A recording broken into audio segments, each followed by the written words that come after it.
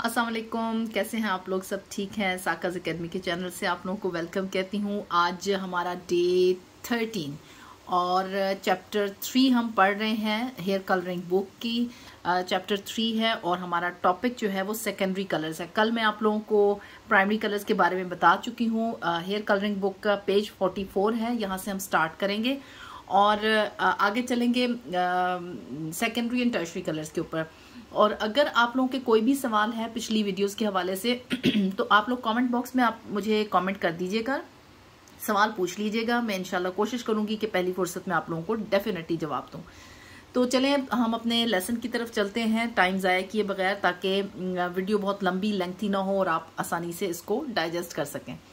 हमारा आज का टॉपिक है सेकेंडरी कलर्स। अच्छा, सेकेंडरी कलर्स के बारे में यहाँ पे मैं मेरा ख्याल है बुक से पढ़ूंगी, ताकि आप लोगों को अगर जिन लोगों के पास किताब है वो फिर अगर उसको बाद में पढ़ें और कोई मुश्किल हो तो वो उनको समझ आ सके।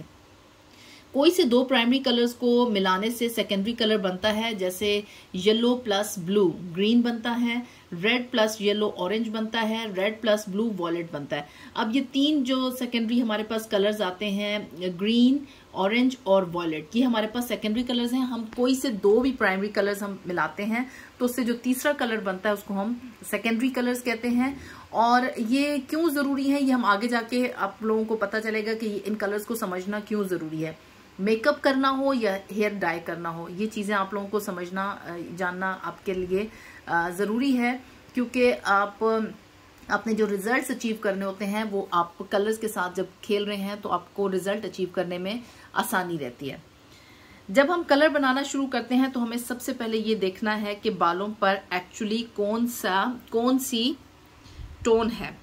अगर आप किसी को लेवल 6 से लिफ्ट करते हैं और उसके अंडरटोन ऑरेंज है तो आप जानते हैं कि जब आप ऑरेंज के ऊपर कलर लगाते हैं तो आपको क्या रिजल्ट मिलेगा। अब ये इस बात का कहने का मतलब ये है कि अगर आप बालों के ऊपर डाई कर रहे हैं, मिसाल के तौर पे आपने बालों का लेवल लिफ्ट किया मतलब ब्लीच किया, आपने बालों को, डार्क कलर के बाल थे और आपने उसको लिफ्ट करके लेवल 6 पे ले गए। अब लेवल 6 के ऊपर अंडरटोन क्या होती है, आपके पास ऑरेंज सी टोन आती है। उस ऑरेंज टोन के ऊपर जब आप डाई लगाएंगे, यानी आपका अगर इस तरह का बाल है और इसके ऊपर आप मिसाल के तौर पे आप कहें कि मैं इसके ऊपर येलो कलर लगा दूंगी, ये ऑरेंज के ऊपर आप येलो कलर लगा देंगी, तो आप ये सोचें कि अगर आप इस ऑरेंज में आप येलो, फर्ज करेंगे आपके पास ऑरेंज कलर पड़ा हुआ है, ट्यूब में से आपने निकाला है एक प्योर ऑरेंज कलर, उसके ऊपर आप येलो डाल देंगी तो आपके पास क्या रिजल्ट आएगा, यानी आपके पास आ जाएगा एक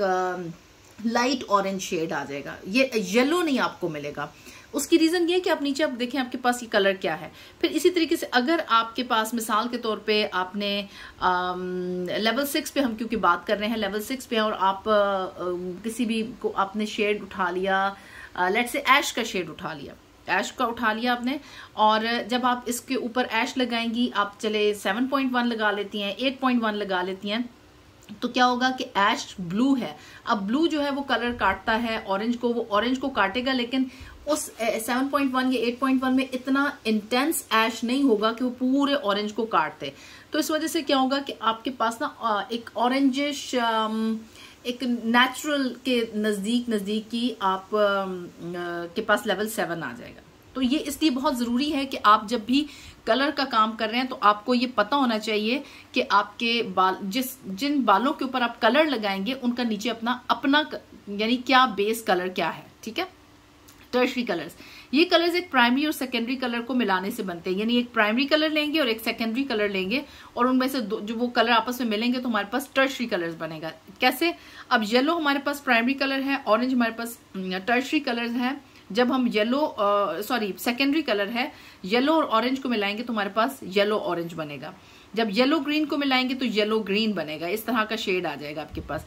ब्लू ग्रीन को मिलाएंगे तो ब्लू ग्रीन बन जाएगा। ब्लू पर्पल को मिलाएंगे तो ब्लू वॉयलेट बनेगा। रेड पर्पल को मिलाएंगे तो रेड और पर्पल को मिलाएंगे तो रेड वॉयलेट बनेगा। रेड और ऑरेंज को मिलाएंगे तो रेड ऑरेंज बनेगा।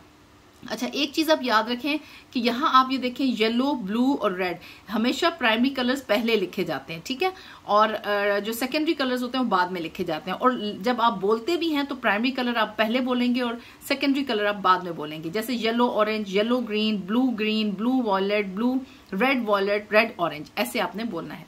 बालों के कुदरती रंग को देखकर हमें पता चलता है कि बाल कितने लाइट या डार्क हैं।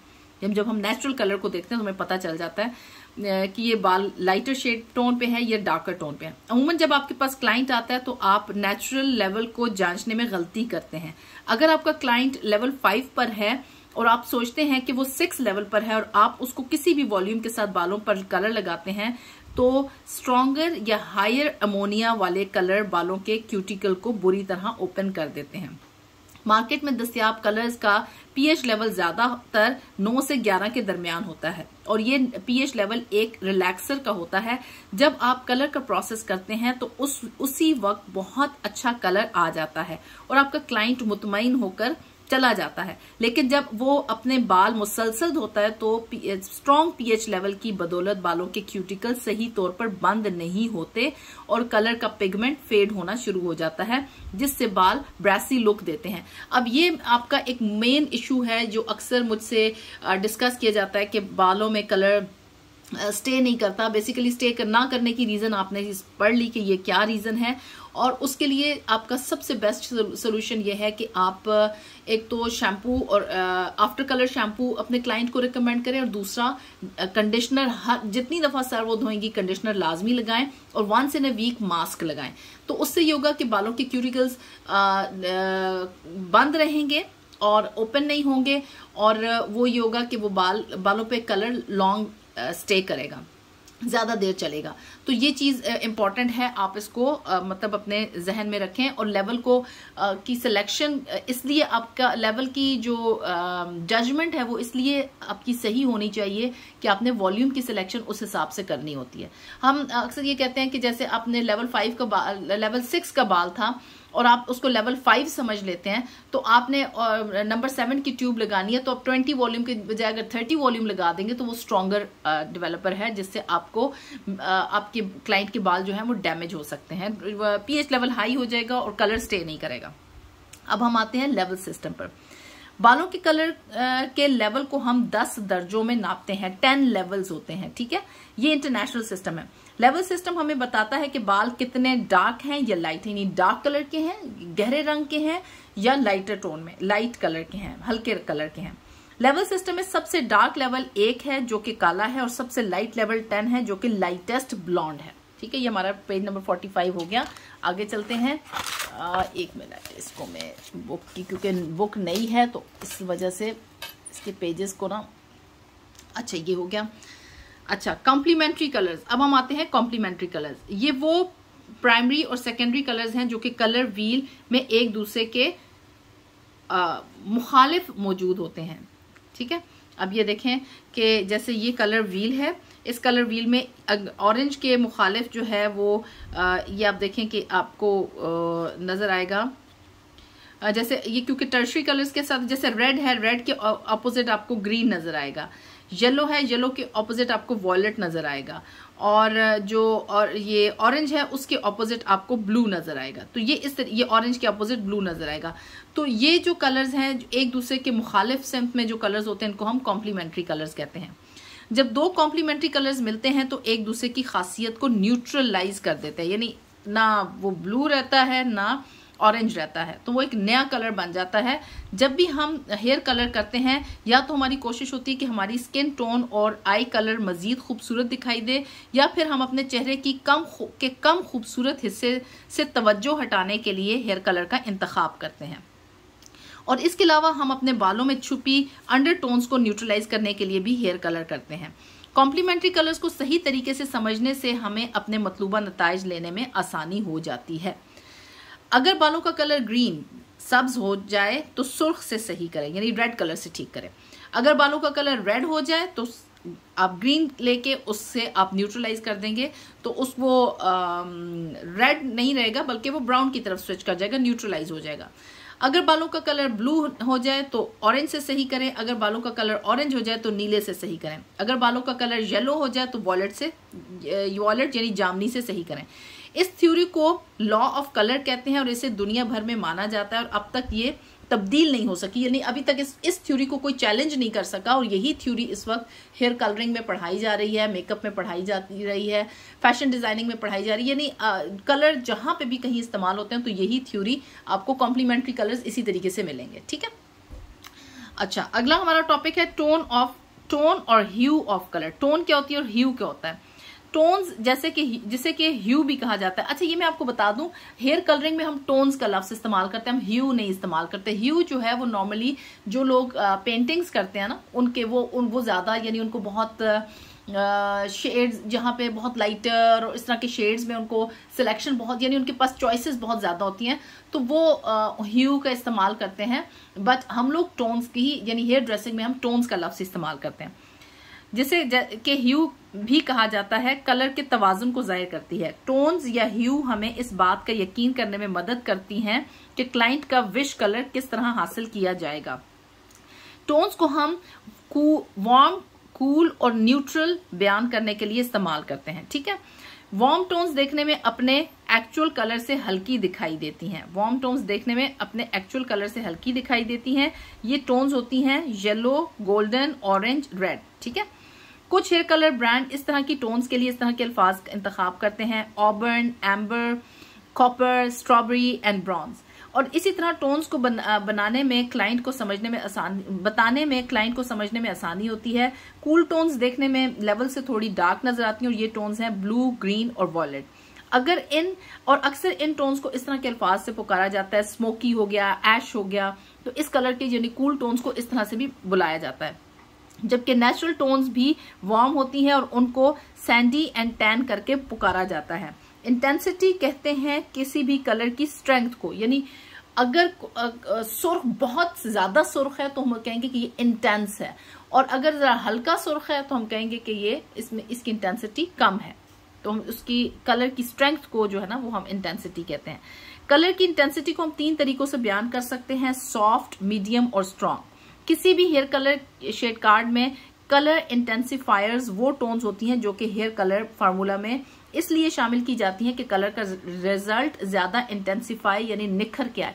अब कलर इंटेंसिफायर्स कैसे होते हैं? जैसे अगर आप पोस्टकॉम का शेड कार्ड आपको दिखाऊं तो उसमें आप देखें कि अगर मैंने ऐश को मजीद ऐश करना है तो मैं जो है वो M1 का इस्तेमाल कर लूंगी, जो कि मिक्स टोन्स जैसे होती है ना, वो कलर इंटेंसिफायर्स होती हैं, या हम उनको न्यूट्रलाइज करने के लिए इस्तेमाल करते हैं, कलर को इंटेंस करने के लिए इस्तेमाल करते हैं।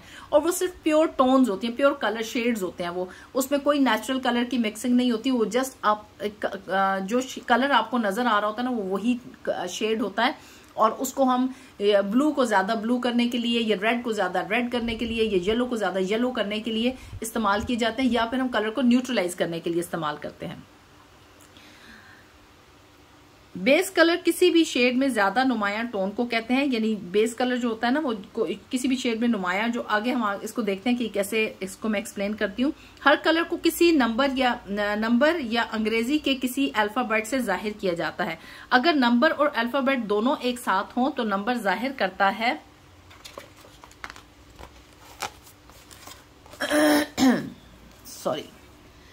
के कलर के लेवल को, नंबर जो जाहिर करता है वो कलर के लेवल को, और अल्फाबेट जाहिर करता है टोन को। जैसे अगर 6R है तो 6 जो होगा वो लेवल जाहिर करेगा, और R जो है वो टोन जाहिर करेगा, यानी रेड टोन जाहिर करेगा।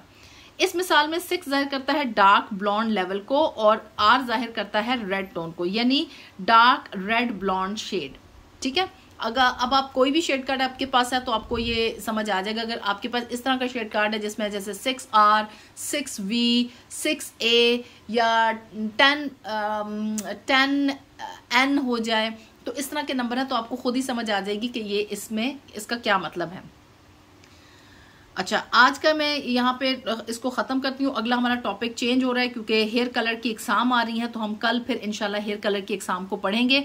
आई थिंक कि आपको यहाँ तक का जो भी मैंने आपको बताया है कलर का के हिसाब से, जो कलर व्हील के हिसाब से, प्राइमरी कलर, सेकेंडरी कलर और टर्शरी कलर के हिसाब से आपको समझ आ गई होगी। अगर आपको कोई सवाल है तो आप कॉमेंट बॉक्स में कर सकते हैं। जो लोग मेरे व्हाट्सएप ग्रुप में हैं वो मुझे व्हाट्सएप पे पूछ सकते हैं। अच्छा, मुझे अक्सर लोग यूट्यूब पे मैसेज भी कर रहे हैं कि हम बुक कैसे बाय कर सकते हैं। देखिए, बुक बाय करने के लिए मैं नंबर, एक व्हाट्सएप नंबर नीचे डिस्क्रिप्शन बॉक्स में दे दूंगी। आप वहां पे उनको मैसेज करके वो पाकिस्तान में आप बुक बाय कर सकते हैं। उसको ऑनलाइन आप ऑर्डर कर सकते हैं और फिर वो बुक की प्राइस है 4,300 रुपये डिलीवरी चार्जेस पाकिस्तान के अंदर। ये सिर्फ पाकिस्तान के अंदर है। लेकिन जो लोग बाहर हैं और वो बुक मंगवाना चाहते हैं तो वो फिर डायरेक्ट मुझसे रब्ता करें, ताकि मैं फिर उन लोगों को गाइड कर सकूं कि वो हांगकांग से मैं उनको कैसे किताब भिजवा सकती हूँ। तो आई होप कि आप लोगों को आज का लेसन सही से समझ आ गया होगा। आपके सवालों का इंतज़ार रहेगा। अपना बहुत सा ख्याल रखिएगा। Take care. अल्लाह हाफिज़।